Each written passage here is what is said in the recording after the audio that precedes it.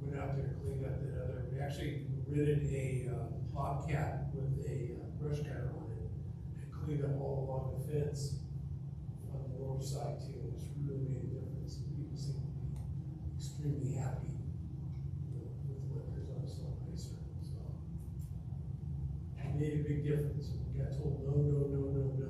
We did it. So it's good now. And I would say that Dean has got the greatest personality to work with people to get some of this stuff cleaned up. The ones that you start on now are big projects. And they're going to take a fair amount of work and time to get them cleaned up. So, yeah. Any questions for Russ? Russ, where do we put the material that we pull out of the ditch? We piled that material up on the east end over there. The idea is that hopefully eventually we can build somewhat kind of a road so we can get equipment, smaller equipment than renting a long reach excavator, where we can start, going in on that east side and maintain it from both sides of the ditch. It's kind of our idea. Yeah, thank you. Any other questions from Russ? Yes? All right, we are now live on YouTube. Sorry that Thank you. took a minute. So the big thing is Algona Day. I wanted to just go over the logistics of it. It is this Saturday. It is going to be, the parade starts at 10:30, and then the last thing is Mad Science from 4 to 5, and everyone will be torn down and out by 6. The map here shows you the layout. It's the second page of after the flyer that I gave you. The yellow are the booths and vendors. We're going to have 2 food options, Jack's and Taco Tahini truck. We also have an ice cream gentleman. From 12 to 1, Public Works is going to do hot dogs for the community. We have a bunch of bouncy toy options and laser tag for the kids. We have the train that we do every year. The YMCA will be here. The transfer station folks will be here. We got quite a few things going on during the day. You'll see on the bottom right, we have a little timeline. We'll have a hula hoop contest, watermelon eating contest. Freedom Martial Arts is going to do a demo, and then we're going to have our traditional cakewalk.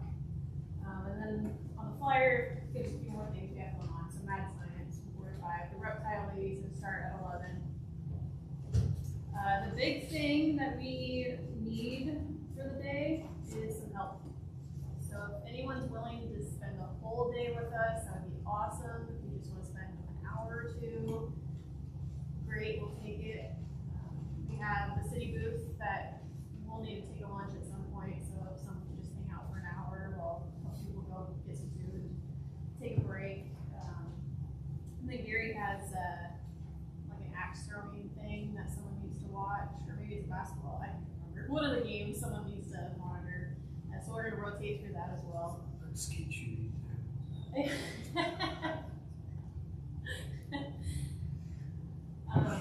then the other thing with that is if you know of any last minute people that'd be interested in driving like an old car in the parade, I think we said 16 participants so far, but we're always welcoming more. So if there's an old car club or that's the only thing that comes to my mind. But any other groups that want to walk in the parade or throw candy out, that'd be great. Yeah, I'm gonna put everyone on the spot. Is anyone available for the day to volunteer?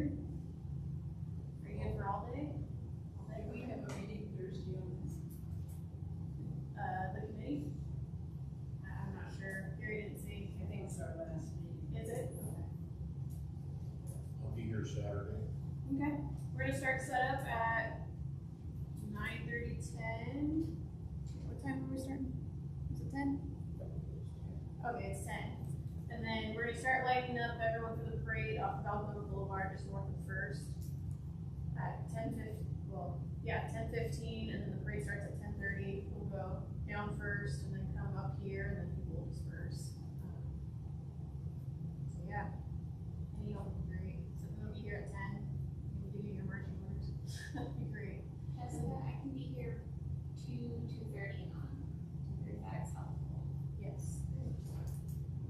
those who'd like to walk with me in the parade, and like to walk together as a group, 10:15, we'll walk together. 10:15. Yeah. They're on the boulevard. 10:15 Yeah. is the gathering. First at Algona Boulevard. Yeah. Sure. And then the other big thing on my list today to talk about is the DRS, the retirement system audit. We just finished. Everyone was emailed from the auditor, like a result report. One of the things on the report that, shame on Jessica, I should have been doing every year, was giving elected officials the option to opt into the retirement system. So each of you got a form behind your flyer there. She didn't give me much information, unfortunately. All she said was, there's a number on the top, have them call me and I'll give them their options. The big thing, Gordon and Tim, sorry, council members that are already in the retirement system, it's very beneficial to give her a call. So you can get a little extra on your retirement. So, something to think about if you're already running the DRS system. The other items that needed fixing, I'm through majority of it. There's 2 items I just need her to verify that are correct, and then I made all the corrections to all the errors on the report. So I got that fixed as soon as possible. I do not like messing with people's retirement, so I want to make sure that was fixed.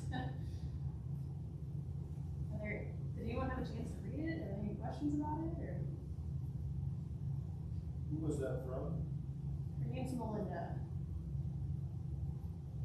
So you're saying since we're already in it, Call her. call her, Yeah. it's beneficial. Okay. Sorry, I wish I knew that sooner. Call her at this number here. Yep.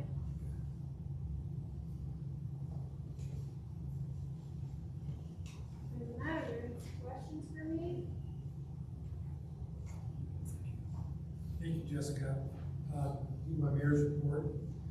We received a $5,000 grant that King County Councilmember Pete Von Reichbauer requested on our behalf. And this is to promote physical fitness in our city. I'm currently working with Gary to decide what we want to do with the money. And we need to go in a short period of time. So we haven't got to the point yet, but I'll report on it this time, let you guys know what we do. And then I think I've already mentioned that Russ and I met with Joel Berman from Buell Recreation to get some ideas for upgrading the playground equipment at Magic Park. Our equipment is over 20 years old, so it's time to start looking at replacing and possibly redesigning the playground. Instead of recycling or disposing of the old equipment, we talked about possibly moving different sections to some of our pocket parks. And a few weeks ago, I called the owner of the Hadu apartment building and asked if he was interested in selling the property. He said he was, and I've spoken with the party, the local businessman who had actually approached us, and we're going to put them together to hopefully get that purchased and tornado. On August 8th, we had our monthly update on the South County Recycling and Transfer Station Construction Project. And if you've driven by, you'll see the site is now cleared. They've drilled all the dewatering wells so they can start building the foundation walls. They were going to start rebuilding the sewer system on 11th Avenue. They're going to come underneath the freeway, and that got canceled until next year. That was because the contractor couldn't get another contractor to come in and do it. Yeah, we couldn't wait a couple months because it would be too wet. West Valley Highway will be shut down during evening hours in both directions, starting August 18th through August 22nd. Russ, what are they gonna be doing on that? They're not running the, No, there's an existing culvert on West Valley Highway that's a 12-inch culvert. They're gonna upgrade it to a 24. So that's what they're gonna be doing. They're gonna be working at nighttime hours after the businesses are closed to accomplish that. That way we don't have to close down West Valley Highway during the day. They'll do it at nighttime. then I was gonna add on to Tim, I had a national night out at my house too. We had over 30 people show up. Big crowd, cooked lots of hamburgers. were some hot dogs, and gave away lots of ice cream, and had a really good time. So that was much appreciated, but everybody, thank you, Tim, and all the folks in town who put that on. And that's all I have. Does anybody have any questions? I do, real quickly, it's considered the transfer station. Why did they leave the 2 trees and log that whole thing off and left these 2 undesirable trees that are gonna be taken down anyway? Just curious. You know, I am not sure. I know they had slated a bunch of trees. I think some they were required to leave, but I'm not exactly sure. I know the muckle sheets took some trees that they wanted, and then there were some other trees that, yeah, I think they were required to leave or something. These are gonna go right where they straighten the road out too, so. Well, they might take those out then when they take the road out. Cause I wondered, yeah, if that was gonna be where the road straightens, and they got those 2. Right. They took down everything around them, not those 2, which is fun. It's an interesting project, because we can be involved and talk with the manager of the project, and all the different little things, that they move from here to here to here and back, and I'm sure you've been involved in some of those projects.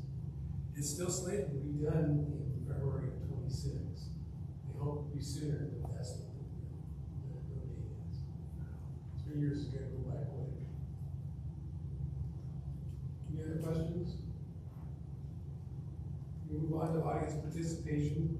The city council encourages public participation during the meetings of the city council and welcomes your comments.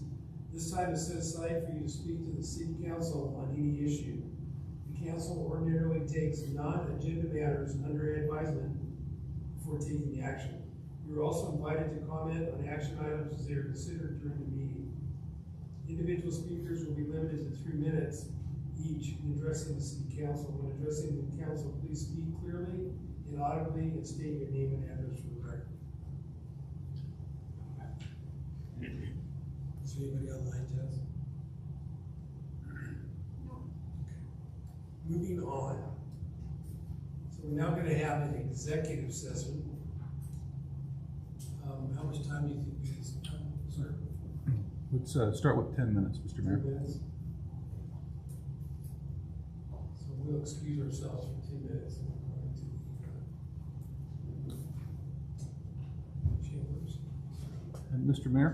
Yes, If I would, just for the record, because it's required by state law, it's important to clarify that the council is convening an executive session pursuant to RCW 4230-110-1I for the purpose of discussing potential litigation with legal counsel. And as you indicated, the executive session will last approximately 10 minutes, and the council will take action when you reconvene in open session.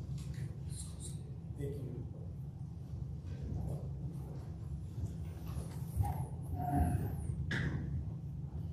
This is still recording too.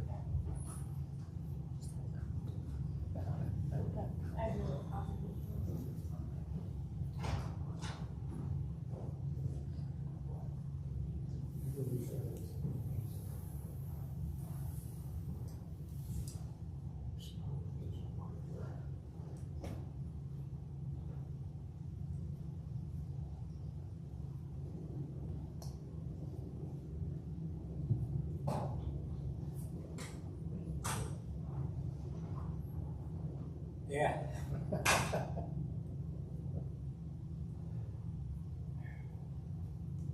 So how was your vacation? It was good. I got to go to a lot of places in the Philippines that I had never been, That's neat. and so that was interesting. Obviously, I heard you, I think you heard me talking about my wife and Yeah, I heard something. appendicitis, but Yeah. she's feeling a lot better now, just moving a little slow. Right on. Good.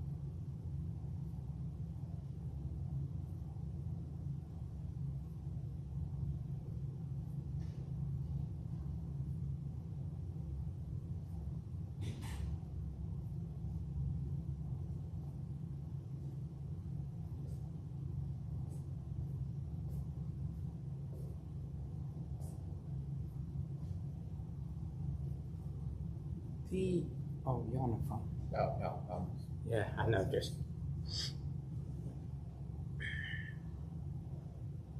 yeah. The, enforcement officer, or I guess that's his name Yeah. anyway. How does that, how can you find out what he, a real question, my house is fine, but across the street, we got this new neighbor, and they bought I guess a shed, but it's in pieces. And I figured by now they would have already moved it on the land. Well, it's been there probably 3 or 4 months, and I figured they would move it into their property and, put it together or whatever, and it's still sitting there. Still sitting there, huh? Yeah. Oh, I'm not trying to be hard on the guys. Yeah. They do what they want to do, but when you come around that corner, it's kind of dicey, and that big oh, God. shed is there too. Is it in the city right away? I think it's probably on their property. It's, probably just on their property side, but anyway, I was just curious how that works. I did probably ask them. Nobody has really talked to them since they moved in. We say wave hi and whatnot, but I don't think nobody's ever had a conversation with them. Maybe that's what I'll try first and find out. Yeah, see what they're doing, yeah. So that August 1st day, I wanted to do something, but we weren't back yet. So, and that would have been nice because I think almost all the families except for that one, kind of say hi and take care of me. Not take care, but talk to each other and stuff. Yeah, that's good.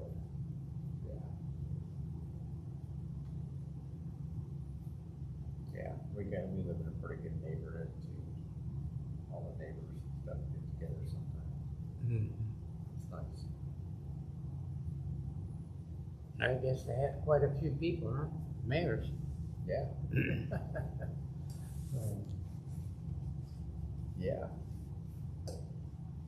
That's good.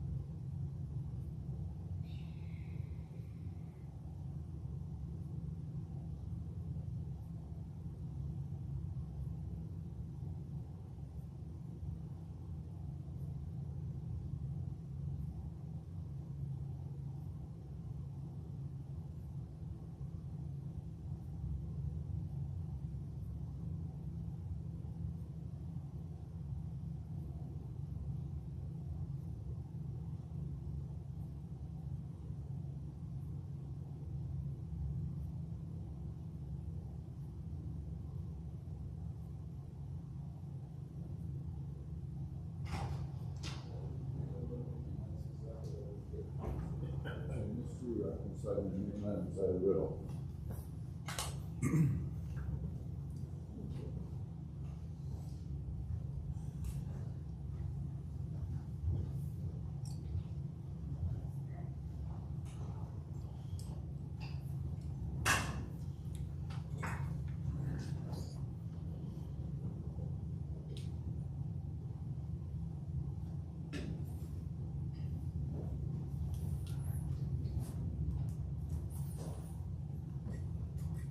We're back in session. Go to item 10, discussion. A would be open space critical areas. Thank you, Mr. Mayor. I'm giving a very brief presentation on this point today in the absence of Chief Shrimpshire, who is, I believe, out of town. As the council is aware from prior discussions, the city zoning code designates a few parcels throughout the city as a open space / critical area classification. And that has given rise to some degree of confusion or question as to which zoning restrictions and land use development restrictions actually apply to those parcels when it comes time to develop or use them for particular purposes. What will be coming to you in a future council meeting is a proposed interim ordinance that will clarify the land use and development standards for all of the OSCA parcels within the city. This will be a legislative enactment. It's not targeted at just a single parcel. It applies by its terms to all of the OSCA indicated parcels throughout the city. It will amend the city's permissible use table to clarify which land uses are actually allowed within that quote-unquote zone. It will officially define the OSCA classification as a city zoning district, and it will establish a new chapter in the code clarifying the particular regulations, development standards like height restrictions, setback requirements, lot coverage requirements, etc., similar to the manner in which the city regulates the use and development of land in its other zoning districts. It will also include a statement of purpose and intent, clarifying what the intent of the OSCA zone is and ensuring that any future use on those parcels is going to be consistent with that intent. As currently proposed by the city staff and consultants, the proposed ordinance that you will see at your next meeting is effective for a 1-year term, and that will be subject to a work plan that the ordinance will set forth in terms of how the Planning Commission will review potential permanent regulations for that zoning district, and it will also be subject to a public hearing that in this context, state law requires you to hold within 60 days after adoption. Again, all of this will be coming to you in written form for your consideration and potential direction to staff at the next meeting. But for purposes of your 3-touch rule, my presentation this evening is intended to provide in concept what staff is going to be bringing forward to you for your consideration at a future meeting, and would therefore constitute the first touch under your protocol. I'd be happy to answer any questions that the council may have. Any questions? We move on to item B, which is the right-of-way vacation for Algona Village. Thank you, Council. Again, I'm presenting on this evening in lieu of Chief Shrimpshire. What's before you tonight is your first touch of the proposed right-of-way vacation for an area that is demarcated in your materials. This is associated with the proposed Algona Village development, and as staff understands the proposal, the vacation of this right-of-way segment is essentially a predicate to the developer's future development of that project. What will come before you at a future meeting is an actual public hearing on this proposed right-of-way vacation. This is required by state law, and that will be your opportunity to listen to both the applicant, the party that has specifically requested that the City Council take this action to vacate the right-of-way at issue, and also any other members of the public, including the other neighbors of the proposed right-of-way vacation area. At the conclusion of that public hearing, the council will have an opportunity, if it so chooses, to adopt an ordinance that formally effectuates the proposed vacation that would essentially extinguish the current public right-of-way easement that covers that area, and it would return that area to the tax rolls and essentially return legal ownership and use rights to it to the abutting property owners. One of the things that you will be able to do as as essentially a quid pro quo through that process is to require the property or the applicant to compensate the city for the fair market value of the area that is being vacated. And I believe that there has been an appraisal performed for that area. You always have it within your authority to require the commissioning of a second appraisal or review appraisal if you are unhappy with the figure that's been provided. There are also some rules that state law prescribes in relation to the amount of money that the city can impose as a requirement payment against the proposing party, and we can get into that in more detail at the next meeting. But that's essentially what's before you this evening. Again, the first touch of what will be a 3-touch process for a proposed right-of-way. I'd be happy to answer any questions that the council may have.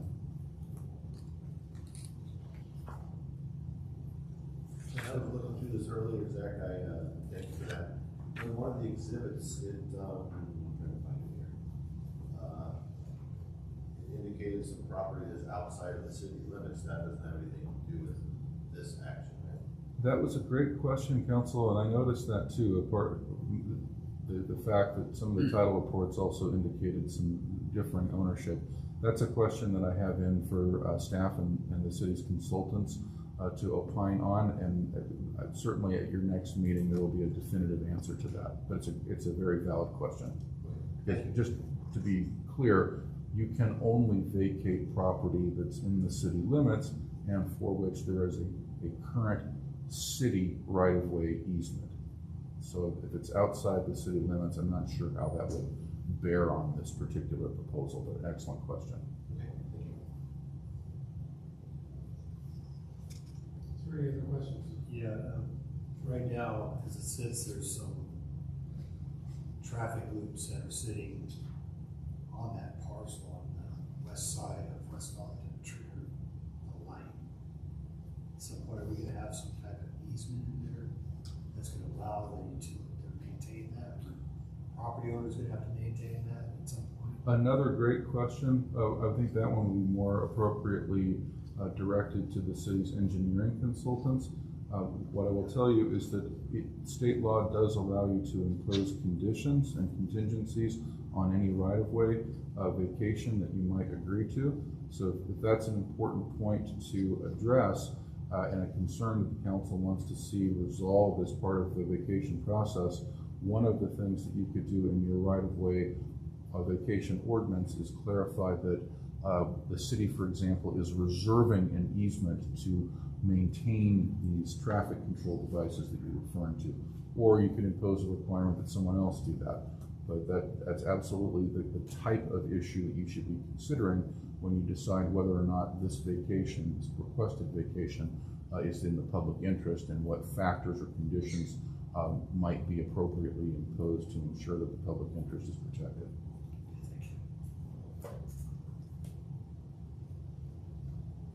Anybody have anything else? Thanks. Item C is resolution 1256-23, junior council. Jessica? So this is the latest version of course, the resolution's the same. The guidelines, I did take in everyone's comments at the last workshop and made a few changes. One of the things was changing the term from 2 years to 1 year. I made that adjustment. I also included the requirement to attend 8 meetings with consideration of all the holidays throughout the year and the summertime. It came out to be about 2 meetings a month, so 24 meetings a year. But again, the holidays and the summer vacation, I wanted to make sure it was pretty easy to meet. And then I also included 10 hours of community service, so whether that's 2 hours at city events throughout the public hearing out with the senior services during summer, what have you. Are there any other comments, questions, anything you want me to add? How would those hours be tracked? I would do like a sign-in sheet and make sure that a staff member or someone is available, make sure that they mark out hours for the student.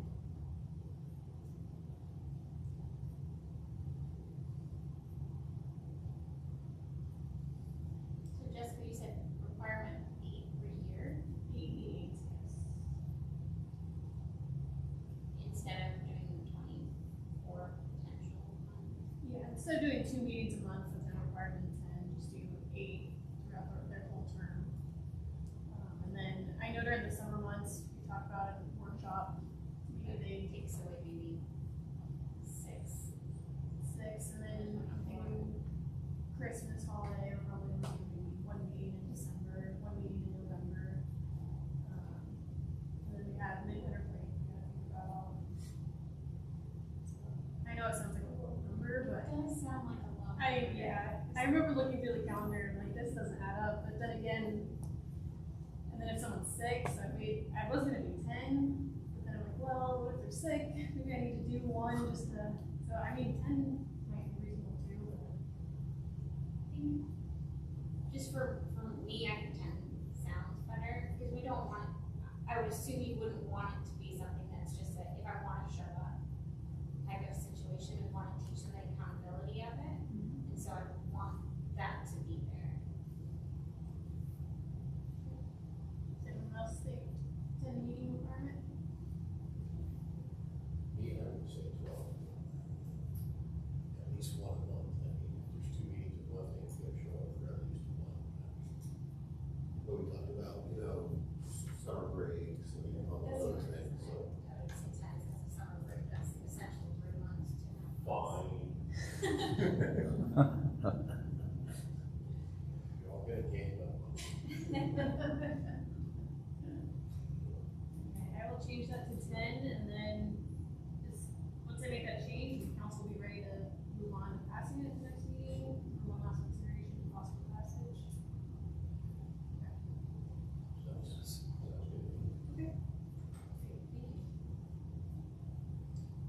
Okay, I don't have any new business, no old business, no ordinance and resolutions. Next workshop, Alright, is there anything the council would like to see at the next workshop? That would be August 28th. Is that restricted to how many council can be added? What's the question? At least 3 in there. are you gonna be on the 28th?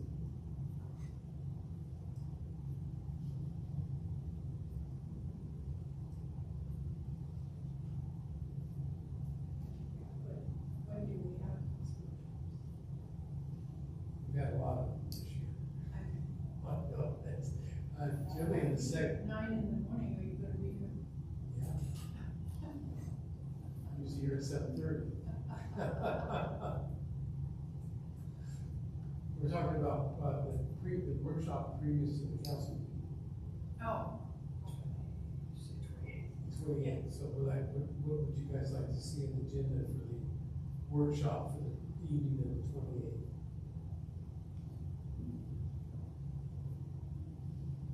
Whatever your president.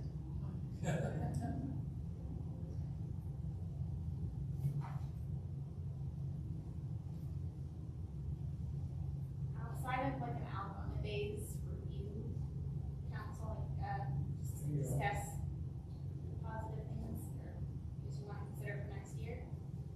I can't think of anything else off the top of my head, but I will email it. I think that's a great idea.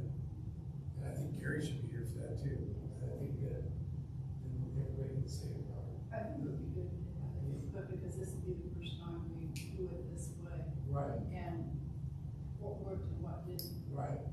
And then I get it. Yeah, absolutely. Yeah, perfect. Anything else? So now we're gonna have a closed session. The closed session pursuant to RCW 42-30.140 for the purpose of discussing collective bargaining. And Mr. Mayor, because that type of session is technically exempt from the Open Public Meetings Act, you may, if you wish, adjourn the meeting permanently now before you convene the closed session, or you may come back into open session after your closed session is finished. Either way is Well, fine. I think I would like to close it, and that would take us off the live feed. And that's entirely appropriate. Yeah. I'll go ahead and adjourn